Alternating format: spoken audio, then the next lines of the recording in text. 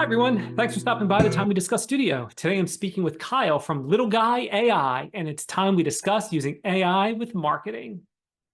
Today I have Kyle Grappone here. Kyle, thank you for joining me today. Thanks for having me. I'm looking forward to it. Oh, me too. Me too. This is going to be a great one. So, Kyle, AI is a huge topic right now with many implications. We can create images from text prompts, we can draft messages, we can create recipes, which may or may not yield good results. But it's getting to be the point that AI can do almost anything. Now, the quality can be questionable, but the statement still stands. Now, some people have very strong opinions of AI. Some positive, some negative. From what I read about your business, it seems like you're ready to help small businesses leverage AI and take their businesses to the next level. So, Kyle, before we start talking about what it's like being a small business owner, I think we need to first get a clear idea of what Little Guy AI is all about. So, Kyle, tell us, what is Little Guy AI?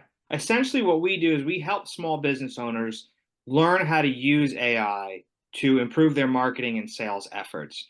And this was really born out of years of me having, admiration and respect for small business owners, seeing that they are really up against these corporate giants in a lot of ways, these different types of chains. And I've realized that as much as I want to help them with my marketing experience, a lot of them can't afford monthly marketing. Some of them have been burned by marketing agencies in the past, and they're very hesitant to spend a high monthly retainer. So when artificial intelligence and more importantly, ChatGPT came into the fold, I realized that there is an opportunity to help these business owners do the important work up front to then use ChatGPT to generate copy and content that can be put into campaigns. But I think what you hit on something very important, and you use the word quality, which I think is everything, because any business owner can open up ChatGPT and say, write 5 Facebook posts about my landscaping company, and it will give you 5 Facebook posts. But if all you tell it is it's a landscaping company, then those Facebook posts can be applied to any landscaping company. So you kind of put poor quality in and you got poor quality out. If you take the time to understand what we call in our business brand identifiers you need to use, then you can use that over and over again. And that's kind of how our product works. So it's about teaching the fundamentals of marketing, but it's also about teaching a mindset, how to be proactive.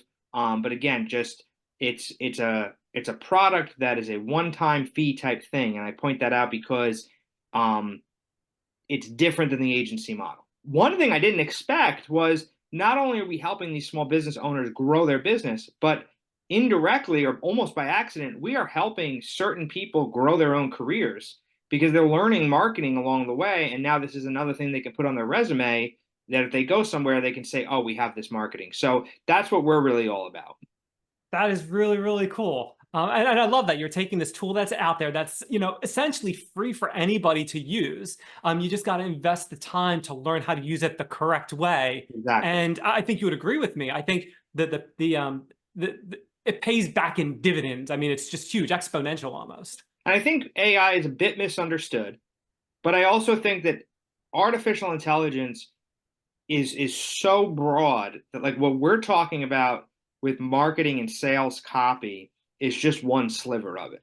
Like I believe that AI can be used for a lot of good, but I myself have certain concerns about should we be letting artificial intelligence run certain major things, right? That's a whole nother aspect of it. So sometimes, like I had a call with a prospect earlier this week, the real estate agency, and we were pitching them the demo, and the owner of the real estate agency was like, and this is the third time I've heard this reference. Oh, when I hear AI, I think of the Terminator. And I just kind of like just go like this. And I just kind of shake my head and I'm like, there needs to be more education about this because the Terminator is a very extreme example of artificial intelligence.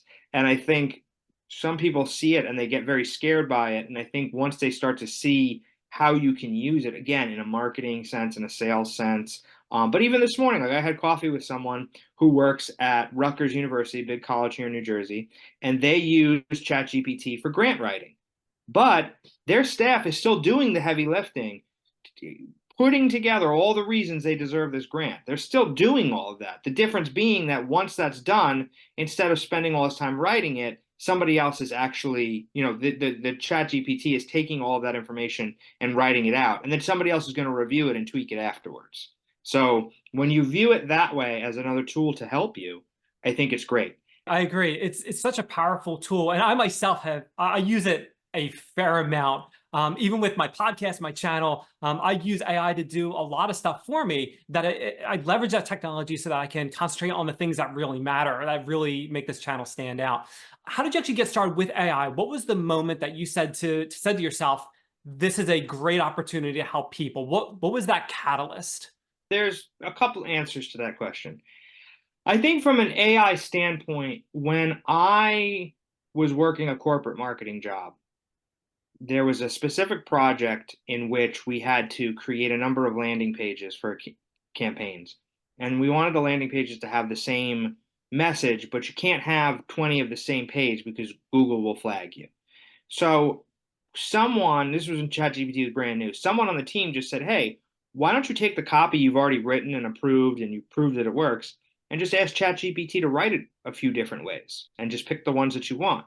So that kind of started like, oh, okay, I did the heavy lifting.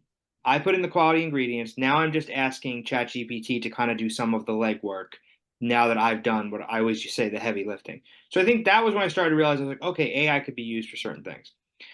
Where I kind of started to think about small business was I recently was laid off from my corporate job. And I was thinking to myself, okay, what can I do? Like, where can I work? What do I want to do? And I've always wanted to work with small business. And I just realized, I said, well, we have artificial intelligence, and what does AI do? Well, AI does a lot of things for you if you know how to do it up front. And I was like, well, okay, if you're doing something up front and then you're repeating it, you don't have to pay for the repeating part because you're doing that on your own. You just have to pay for the upfront part. So that means you're paying for something one time, which means, okay, we just eliminated the biggest barrier, which is budget. Okay, so then how do we eliminate the barrier? I don't have time for this. Well, if we have a product and a service that we can teach somebody how to do it up front on their own time, so on demand videos to watch whenever, and give them a repeatable system, they're more likely to say, okay, the next 2 weeks, I'm going to work in the evenings. I'm not thrilled about it, but I'm going to do it. I'm going to create the system, and then we're going to be good to go. And then, like I said, once I kind of clicked that maybe a business owner can run somebody else through this, then it started to become, oh, okay, if we know how to do this up front, which I know how to do because I've been in marketing for 12 years, if I can find a way to teach people up front, they can do this over and over again. And one of the compliments I've gotten the most in my career has been that I can take complex things and explain them out very easily. The biggest feedback I get from my clients when we enter our coaching calls is I ask them time and time again, was there anything that was confusing in the videos? And the answer is always no, it was super clear. You took us step by step. So then it kind of all came together, and I was like, we have all these pieces. This is something that we can do. When you first started out in marketing, how did your education play into that? Did you go to school originally for marketing, or is it something that like a secondary career that you stumbled into? What did that look like for you? So I went to school for public relations. And essentially, one of the things I learned when I got out of school that I kind of wish my college would have told me up front was almost every company has a marketing department. Most companies share PR agencies. So not a lot of companies have full-time PR people. For just because PR, that the nature of the beast, it's easier to hire an agency and they have the connections. So when I was looking for my first job, I was looking for both marketing and PR.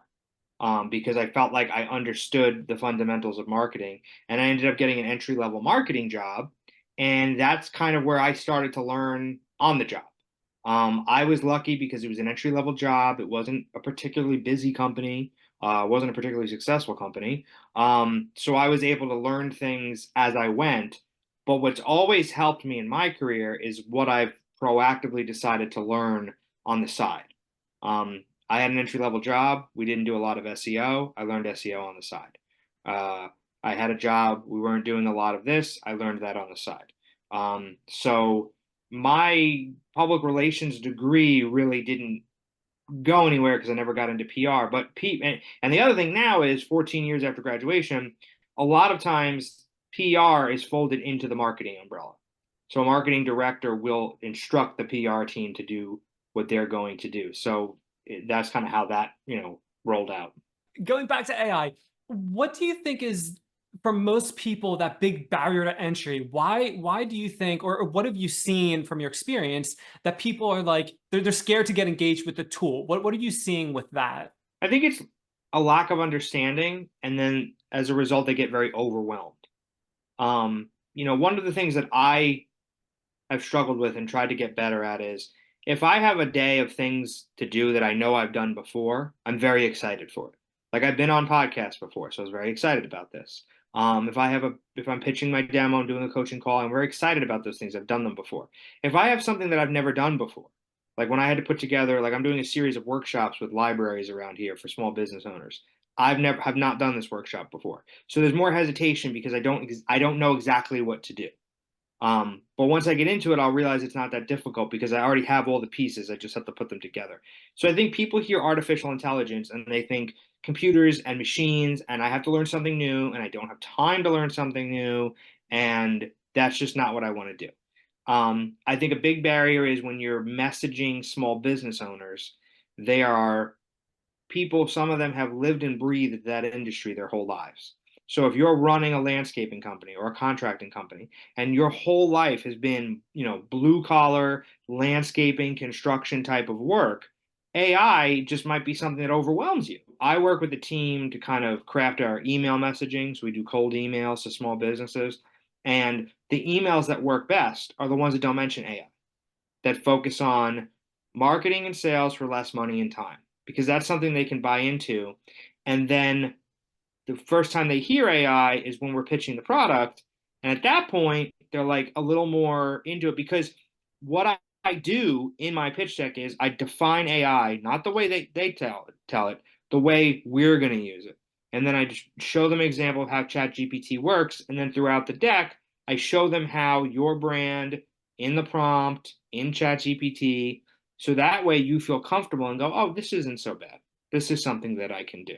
So it's just a lack of knowledge. And I think, another thing is this idea that AI is going to take everyone's job. And it's not. It's gonna alter your job.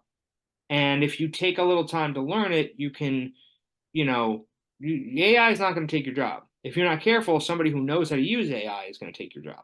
I was actually on a podcast about a week ago. I was recorded. I don't think it goes live for another few weeks. But we got talking about different things, and one of the things was AI. And the person asked me, what tools can people, or what skills can people learn that are going to help them in the future with their career? And one of the things I mentioned was learning how to properly use AI platforms such as ChatGPT to actually learn how to use that and use that as a tool to augment what you're already doing. And I completely agree with you. I don't think AIs take anyone's jobs, at least not in the foreseeable future. But I definitely think those people that learn how to use it as a tool is going to be a huge addition to their skills. So there are a variety of platforms out there that have AI as the core. Do you find from your experience that certain platforms are better for certain tasks? So maybe like this, and obviously you have the ones that they're geared towards creating images or creating videos or creating music or recipes or whatever. But generally speaking, when it comes to specific copy, if you're writing marketing copy, do you find that certain platforms are better than others? If you're writing an email, are certain platforms better than others, or are you seeing they're kind of the same across the board?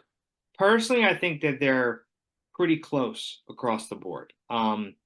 There is a platform you have to pay for that apparently can give you better marketing copy. I haven't used it. I would say, I use ChatGPT. Sometimes I'll use Copilot, but from what I understand, Copilot's really for other things. It's not really for marketing. So for me, I mean, there's so many tools out there. I think from a writing perspective for small businesses, right? Not so much large corporations, but for small businesses, ChatGPT gets it done. And I want them to stick to that because it's free, it's simple to use, and I don't want to have to introduce them to multiple channels because, again, that's where you're going to lose them. Because, again, with a small business, you have to think about, you're creating emails and you're creating social media copy. What is the consumer expecting from you? They're really not expecting the world's most perfect email. because they get an email from your small business, they want to read through it quickly. So they want to be told a very quick story about what pain point are you solving? How do you solve it? How much is it going to cost me? So we identify that in the beginning and put that into the prompts. And yeah, you could read it, it'll give you an email and you could say, oh, this could be written a little better. Sure, it could be written a little better, but is that little better going to get you more sales? Probably not, because in small business, consumers are consuming this very quickly. I think the same thing is with social media. I think, ideally, if you have somebody, if working on your team that understands social media in and out and can write copy every single day, okay, fine. But most companies can't do that. So if you understand your business and you tell it, if you tell ChatGPT what makes your business special, it will write Facebook copy. So I think ChatGPT is fine for that. If someone wants to get their feet wet with AI, do you think ChatGPT is the lowest barrier? Is there something a little easier to use? Because I've used it and I think it's pretty easy to use as is. Is there something easier to use than that, or is that you think that's a good start? I think it's a great start because, like I said, it's a free tool. You can sign up, or you don't even have to sign up. I suggest people create an account because if you have your account and you're constantly using it for your business, ChatGPT learns more and more about your business. So it's going to keep giving you better and better responses. So you want to kind of build that relationship. Oh boy, relationship with AI, right? You kind of want to build that. But if you want to get your feet wet, and this is a barrier too, just ask it questions. Ask it to do things. And don't be afraid. Like if you ask it to do something and it gives you garbage, like nope, don't care. You didn't fail. You didn't do it wrong. Nobody's going to see it. Like this is an opportunity to try things and fail quietly. And honestly, I don't even like the word fail because you're learning, right? I mean, it's almost like riding a bicycle. You get on a bicycle and you fall down. Did you fail? No, you're still learning. I would say to anybody that's interested in ChatGPT, I mean, if there's a small business owner who's listening to this right now, right, and they're saying, I don't know about AI, I would say very simply, open up ChatGPT. Don't sign up for an account yet if you don't want to, and literally write me 5 Facebook posts about my business and say whatever your business is, and press enter, and that's it. You won't get great copy, but you're going to see in real time, wow, there's 5 Facebook posts. They sound okay. Imagine how much better they would be if I put a little more in. So Yeah, I think too, nothing more, and you kind of alluded to this, if nothing more, you can use it as a springboard to add more to it. You use that as the foundation, and then you can always change the copy or keep it as is if it's good enough for what you want to do. But it just even getting those initial, that initial paragraph or 2 paragraphs or whatever, and then modifying it, it's a huge, like you were saying earlier, a huge time saver, and there's nothing wrong with saving time. Kyle, this is the part of the show where I'd like to ask a surprise question. Has absolutely nothing to do with what you do or your company. So the surprise question for you today is one of the perks of being an adult with kids is that you get to offload certain chores around the house, usually delegating the ones that we really don't want to do or ones that we think are a huge time sink. So Kyle, my question for you, what is a chore that you do, even though it's a chore on some level, you don't mind doing it? I don't mind doing laundry. Not a big fan of folding laundry. So, but I would definitely say, the act of doing laundry is probably something that I don't necessarily mind doing because for me, I do it throughout my day. Like there's literally laundry going right now. So it's not something I do. It's not something that I'm doing, at nighttime when I'm exhausted or on the weekends when I want to relax. So I think that that's something I try to do. And then when I'm folding laundry, I have something on the television. So it's kind of, there's a term for that. I don't remember what it is, doubling something, but I would say that's probably it. One last thing for you before we get going. At the end of the segment, I always like to give my guests an opportunity to speak about something which they believe in, a cause they believe in, a project they're working on, their business. So if there's something that you'd like to talk about, I'm happy to give the floor to you to discuss whatever you'd like to discuss. My whole thing would be, small businesses. And I think it's really important that we remember to keep them in our daily routines, to keep them top of mind in our choices. Now, I'm going to be completely honest. I am not, a perfect saint. I am recording this on a MacBook. I have an iPhone. So I buy things from Apple. I order things from Amazon. Um, I've ordered Dunkin' Donuts before. Sometimes it's just convenient. So I am not somebody that says, don't ever go to a chain. I don't think it's reasonable. If that's how you live your life, great. You're a better person than I am. that being said, I think it's really important. So if small business goes away and all we're left with chains, then they're going to be more expensive and there's going to be lower quality. Because here's the thing, I go to Dunkin' Donuts because it's convenient. The coffee's okay, it's not bad, but it doesn't hold a candle to Hamalatte, my favorite coffee place here in Hamilton, New Jersey, doesn't hold a candle to it. Like it doesn't compare. But if I'm running around, I might do the drive-through at Dunkin' Donuts. Certain homeowners I speak to, and when they've had a bad experience with a plumber, a electrician, wherever, it's always the chain. It's always the place that has 20 to 30 vans, right? When you're working with somebody who's either the person who comes to your house is the owner or the owner's son or the owner's cousin, there's a level of commitment and there's a level of quality to that. And we have to keep that going because if we lose them, then we're going to be paying twice the price for half the quality. So I'm trying to do my small part in helping these companies tell that story. But when you see a company tell that story, you then have to act upon it. So if I can do my part and get the story to you, and then you can do your part and buy the product, we can, keep these small businesses going, and then we can keep our options going. Because the more options there are, the more cost effective it is for us. There's definitely a lot of value in what you're saying when it comes to supporting the small businesses. And like they say, small business is the backbone of the economy. So we all got to do our part and really help the small business people, small business owners out there. It reminds me of not too dissimilar from a few weeks ago, speaking with an author, and she was saying, make sure you support your local library. They have so much to offer. It's the same general idea. Got to support the local businesses. They have so much to offer the local community and the country in general. So that's awesome. Kyle, we're running short on time, so I will have to cut this short. But thank you so much for joining us today on Time We Discuss. Excellent. Thank you for having me. This was fun. Thanks for popping in the studio. My name is Dan, and this is Time We Discuss. I really enjoyed speaking with Kyle today. Don't forget to check the links in the description. And if there's a professional you want me to cover, add a comment, and I'll find that person for you. Don't forget to like, share, and subscribe. That'll do it. See you next time on Time We Discuss.